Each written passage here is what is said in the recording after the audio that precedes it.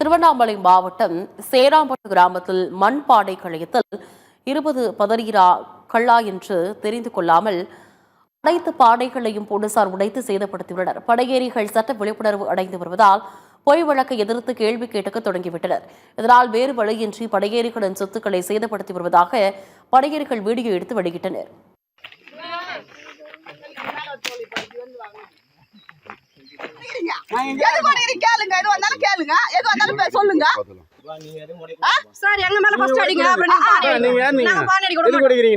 பானையோட rate 100 ரூபாய் sir. அந்த 100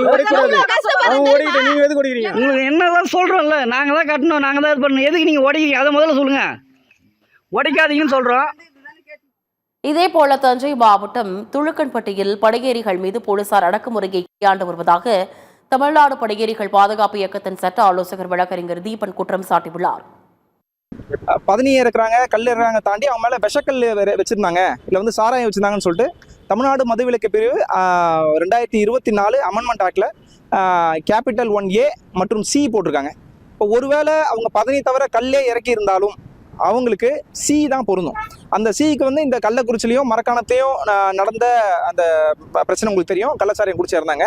அதை காரணம் காட்டி கல்லுக்கான வழக்கு வந்து மெருகேற்றிருக்காங்க. என்ன மெருகேற்றிருக்காங்க அப்படின்னா, இதுக்கு முன்னாடி வந்து கல் இறக்குனா அதுக்கான வழக்குகள் என்ன இருந்ததுன்னா, அதிகபட்சம் குறைந்தபட்சம் 300 ரூபாயிலேருந்து 1000 ரூபாய் வரைக்கும் ஃபைன் இருந்தது, 3 மாதங்கள் வந்து சிறை தண்டனை இருந்தது. ஆனால் சம்மந்தமே இல்லாமல் விஷசாராயத்தை காரணம் காட்டி தமிழ்நாடு அரசு என்ன பண்ணியிருக்கு அப்படின்னா, கல்லுக்கான வழக்கை மெருகேற்றுறது மூலிமா குறைந்தபட்சம் 50,000லேருந்து 1 லட்ச ரூபா ஃபைனும் 3 வருடம் நீடிக்கக்கூடிய சிறை தண்டனையும் கொடுத்துருக்கு.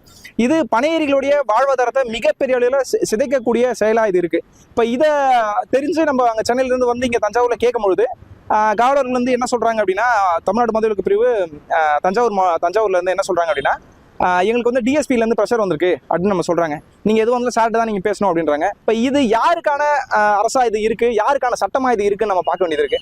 அப்போ தொடர்ச்சியா பணையேறிகள் மேல ஒரு ஒடுக்குமுறையை கட்டமைச்சுக்கிட்டே இருக்கும் அரசாங்கத்தையும் காவல்துறையும். இப்படிதான் இருந்தது அப்படின்னா ஒரு சமூகமே மிகப்பெரிய அளவில் பாதிக்கப்பட சூழல் இருக்கு.